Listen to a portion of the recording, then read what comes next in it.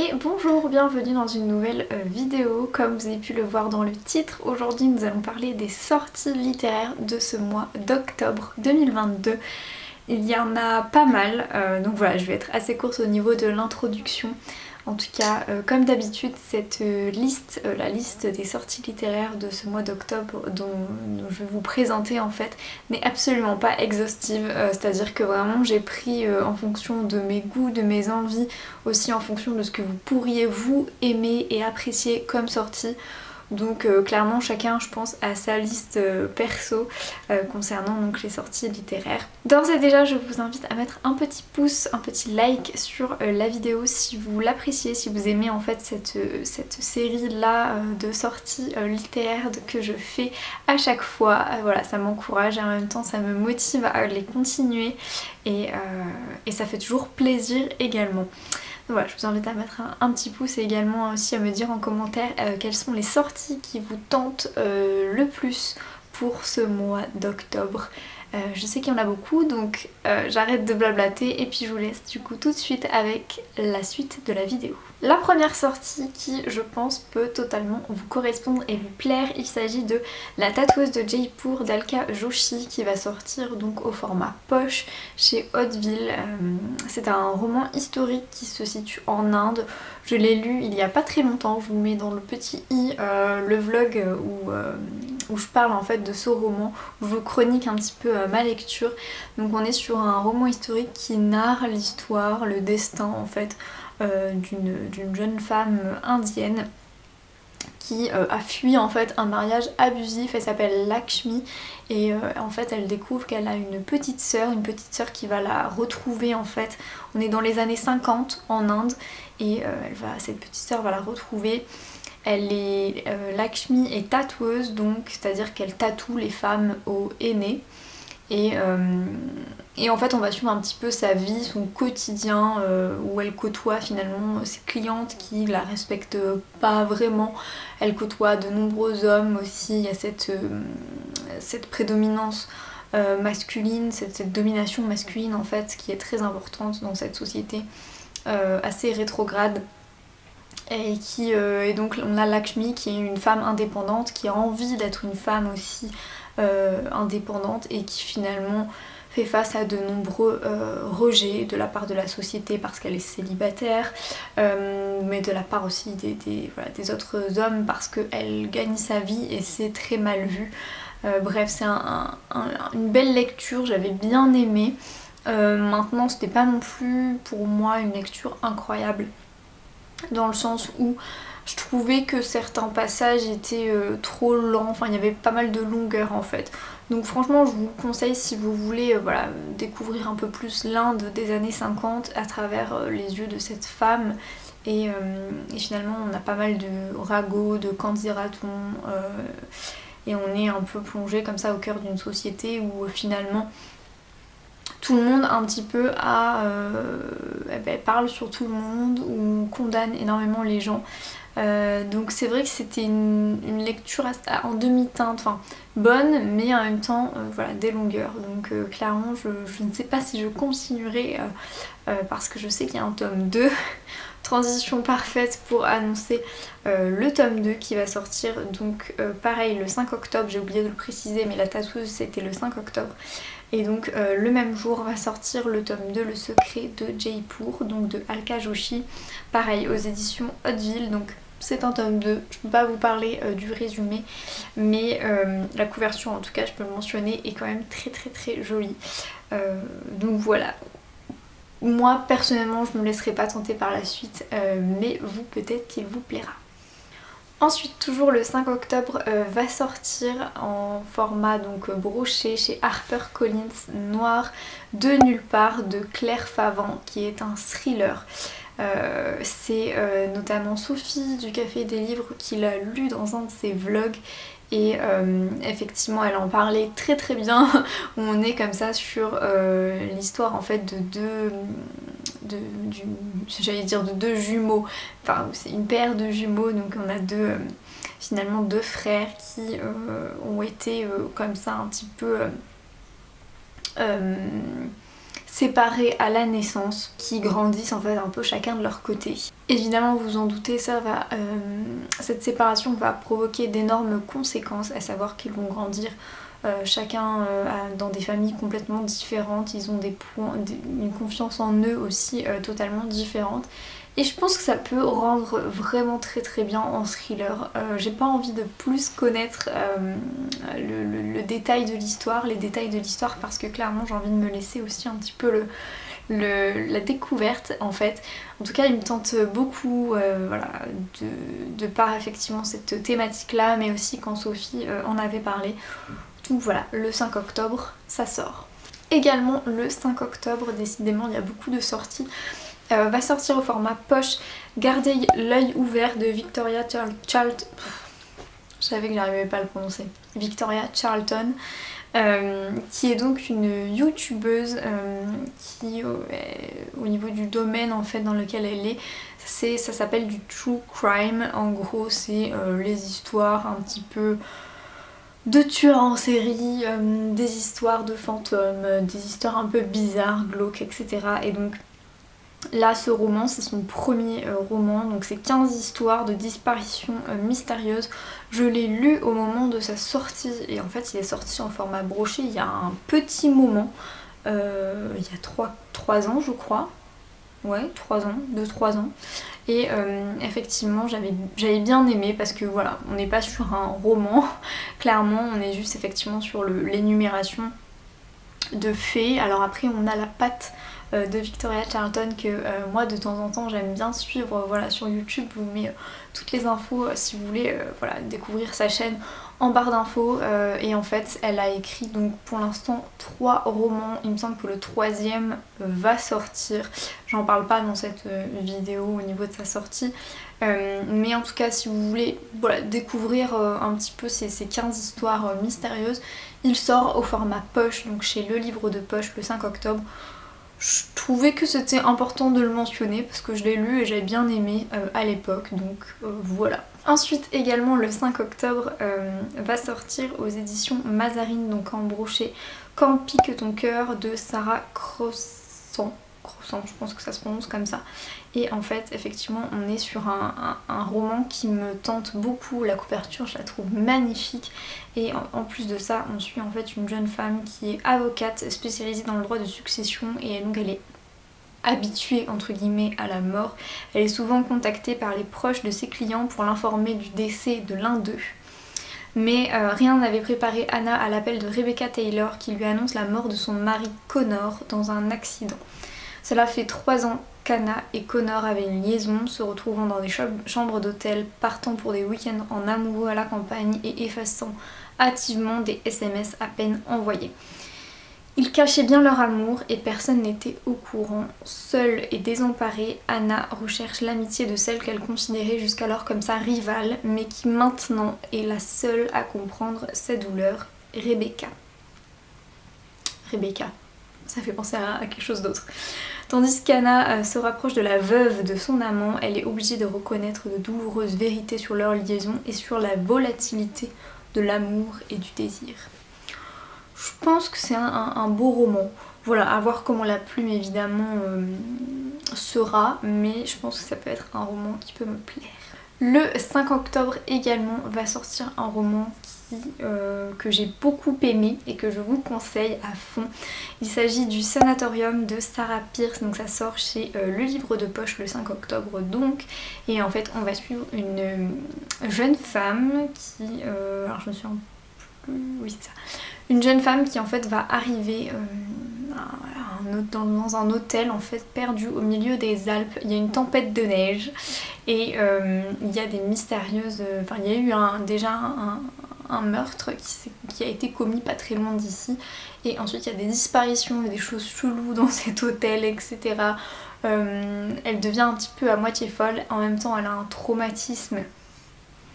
toujours comme ça, hein. En même temps elle a un traumatisme assez important qui fait qu'elle se sent vraiment pas bien dans cet hôtel. Et en fait elle arrive dans cet hôtel parce qu'elle elle veut en fait tout simplement fêter avec son frère, les fiançailles de son frère Isaac. Elle a une relation très particulière avec Isaac aussi, enfin bref, je vous conseille si vous aimez les huis clos comme ça un petit peu angoissants pour la saison, pour l'hiver notamment, je pense qu'il est parfait parce que moi je l'avais lu il me semble au mois de décembre de l'année dernière et vraiment je peux vous dire qu'il était génialissime, enfin moi j'avais adoré. D'ailleurs j'ai hâte qu'il y ait la suite parce que clairement la fin est quand même très ouverte et ça laisse penser en fait qu'il y a une suite de prévue, donc j'attends avec impatience la suite. En attendant voilà, il sort au format poche, donc si il vous tente, foncez. Ensuite le 6 octobre va sortir au format poche le tome 2 de la saga des Casalets qui s'intitule donc À rude épreuve de Elizabeth Jane Howard.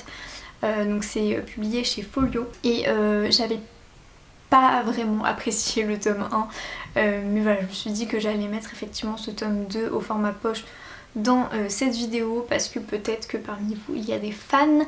C'est quand même une saga historique et donc clairement on suit le quotidien, mais vraiment le quotidien de la famille Casalet. On est, il me semble, entre les deux guerres. Ah non, oui c'est ça, septembre, enfin en tout cas le tome 2 commence en septembre 1939. Enfin bref, c'est vraiment une saga historique par excellence, donc peut-être que vous êtes en train de la lire et donc le tome 2 sort en poche le 6 octobre. Le 6 octobre également va sortir Miss Elisa de Annabel Abbs. Je vous avais parlé également dans un vlog, je vous remets ici ou là, je sais pas, de la fille de Joyce que j'avais adoré vraiment cette année, que j'avais lu. Et donc là c'est le nouveau roman de Annabel Abbs qui s'intitule donc Miss Elisa, qui est publié chez Hervé Chopin édition. Je sais pas si on dit Hervé Chopin ou Hervé Chopin édition. Mais en tout cas voilà, je vais vous lire le résumé parce qu'il me tente aussi beaucoup.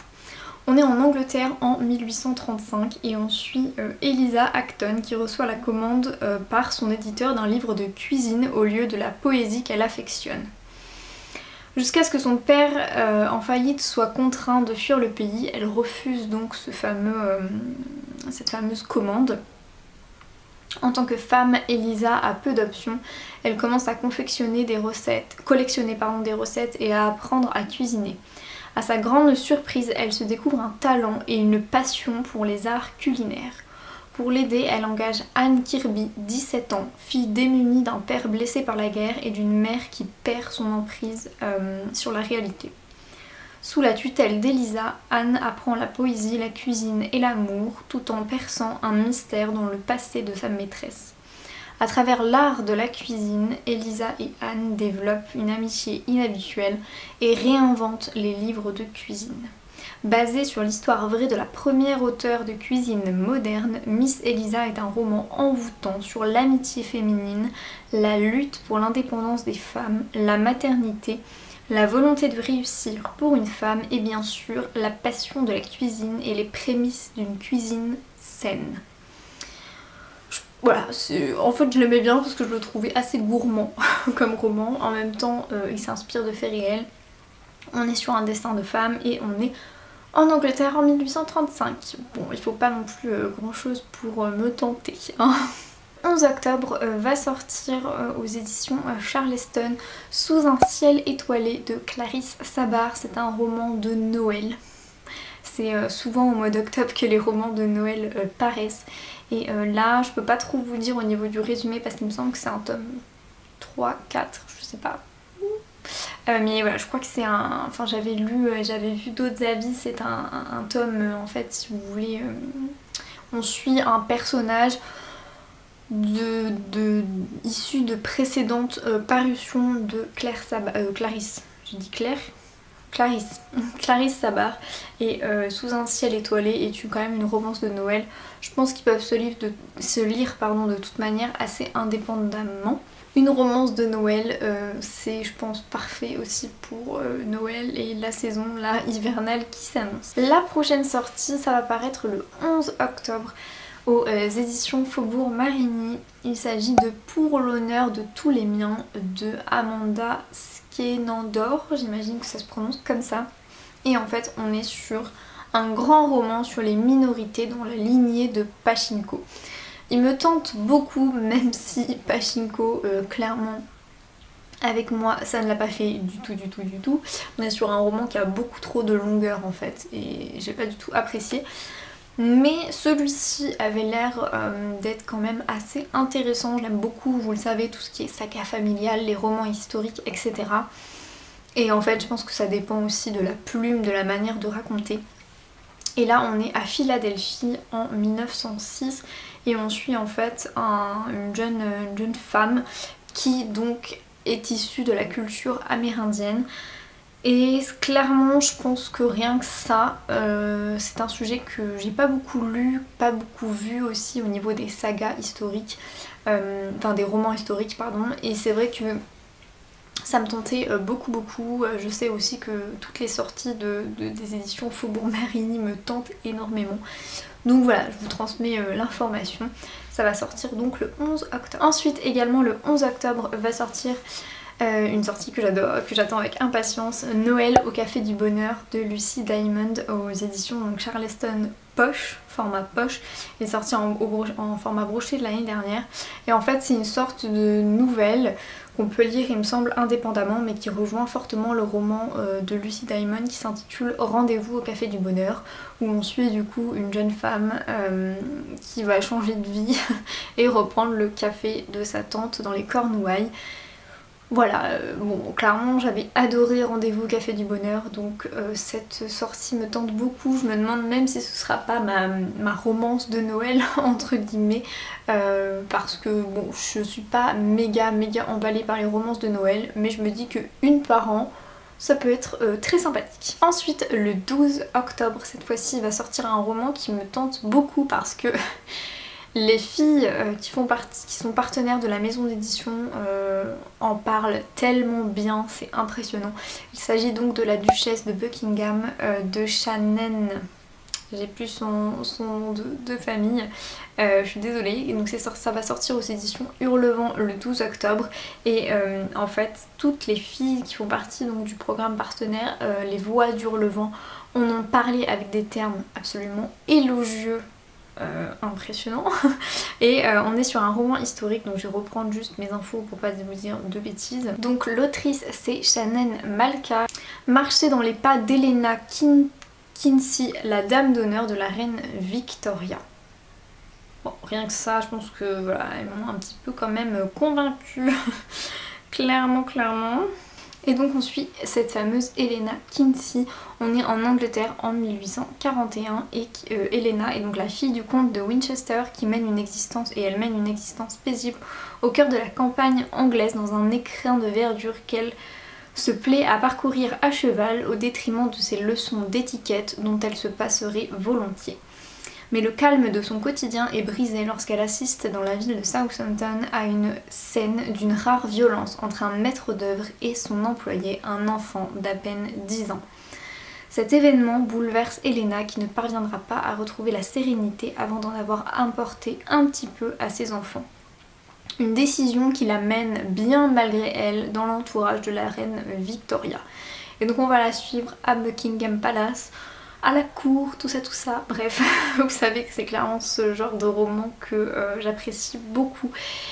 Et donc même si le format broché, relié, assez épais me tente moyennement, l'histoire a l'air juste géniale. Donc voilà, ça sort le 12 octobre au format relié du coup. La prochaine sortie c'est la sortie que j'attends avec grande impatience, vous le savez, il s'agit du tome 6 des McCoy, donc le dernier tome, le tome final, celui qui va clôturer la fameuse saga. Donc ça sort chez Hugo Roman en format poche, c'est donc Alexiane Thiel qui en est l'autrice et je peux pas trop vous en dire, mais bon je vais arrêter de vous agacer avec cette saga, mais lisez-la, clairement on est en Écosse de nos jours. C'est comme si les clans d'Écosse n'avaient pas disparu, il y a tout un système de hiérarchie avec un laird qui est donc le chef de clan, chacun a son clan, sa famille entre guillemets, et ils doivent pas en fait aller, le mélange des clans ne doit pas se faire. Et bref, on a Phèdre qui arrive et qui va un petit peu tout bouleverser au niveau des règles claniques. Je vous en dis pas plus, mais là franchement le tome 5 s'annonce juste incroyable. Donc voilà, il me tarde, si vous saviez, il me tarde énormément. Le prochain roman, ça va sortir le 13 octobre et il s'agit de S'adapter ou mourir de Antoine Renan, qui paraît donc au format poche chez Pocket, et c'est un thriller qui me tentait beaucoup lors de sa sortie brochée.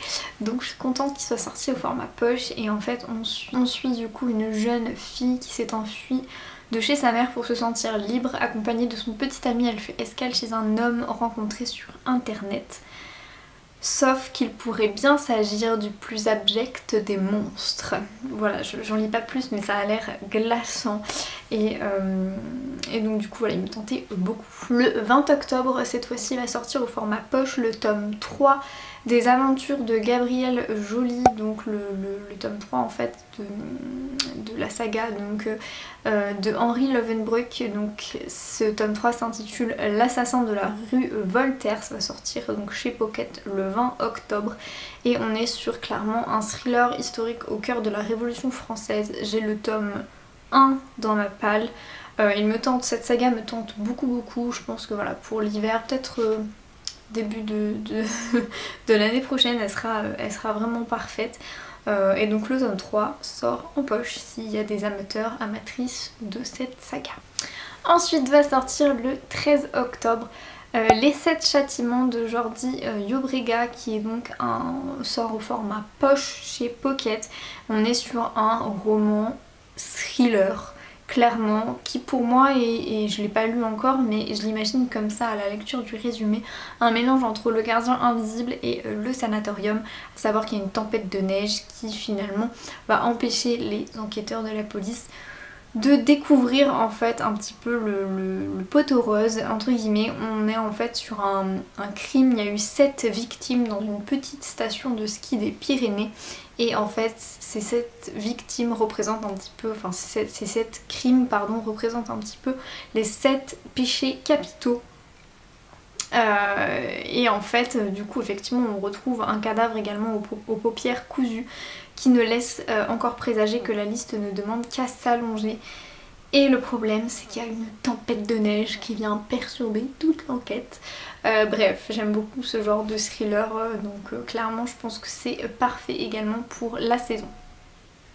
Le 13 octobre aussi, il y a beaucoup de sorties. Le 13 octobre va sortir Scottish Rhapsody de Delinda Dane aux éditions donc, Hugo Roman. Ça va sortir au format poche et en fait on est clairement sur un petit peu la même histoire que les McCoy, à savoir l'Écosse de nos jours. C'est comme si les clans n'avaient jamais disparu et on est sur une romance. Je l'ai pas encore lu mais j'aimerais beaucoup le lire là très rapidement parce que je l'ai en format donc broché. Si cette histoire donc vous tente, voilà, le 13 octobre il sort au format poche. Une autre comédie de Noël, cette fois-ci ça va sortir le 18 octobre. Il s'agit du nouveau roman de Sophie Jomain, Les Perce-Neige s'éveillent sous les flocons, donc aux éditions Charleston, c'est donc une comédie de Noël. Et ensuite on va suivre Lia et son père qui sont très fiers du refuge dans lequel les rennes sont élevées en liberté dans des pâturages verdoyants. Les fins de mois sont difficiles mais jamais ils n'abandonneraient leurs animaux, et encore moins pour les vendre au chef étoilé qui voudrait les mettre à sa carte. À quelques semaines des fêtes, le temps presse pour Baronne Vérony, il veut du renne à son menu de Noël. Aussi le cuisinier n'hésite-t-il pas à s'infiltrer incognito au refuge du Perce-Neige pour en savoir plus sur cet élevage et convaincre cette étrange famille de lui vendre à bon prix 1 ou 2 caribous. La guerre semble inévitable, mais la présence d'un certain Nicolas Claus pourrait bien venir tout chambouler. Ça a l'air assez marrant, une comédie voilà, de Noël parfaite je pense, donc pourquoi pas. Et le précédent roman du coup de Sophie Jomain, Les Tortues ne fêtent pas Noël sous la neige, va paraître au format poche, donc chez Charleston Poche le 18 octobre prochain. En fait on est sur cette fois-ci un Noël sous les tropiques, clairement on est à Saint-Barthélemy. J'ai eu pas mal de retours assez mitigés sur cette romance, c'est pas vraiment une romance mais comédie de Noël. Donc il me tente moyen, moyen. Mais bon, pourquoi pas, je sais qu'il y a des fans de Sophie Jomain par ici, donc pourquoi pas. Ensuite, parce que je suis trop sympa, je vous donne l'information, je rigole hein.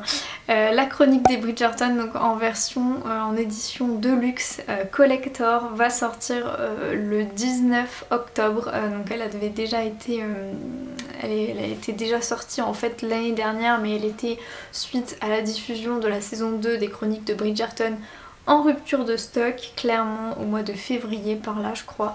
Elle a été voilà, très rapidement en rupture de stock cette édition et franchement les livres sont magnifiques, ils sont reliés et tout, trop beaux avec des couleurs trop belles.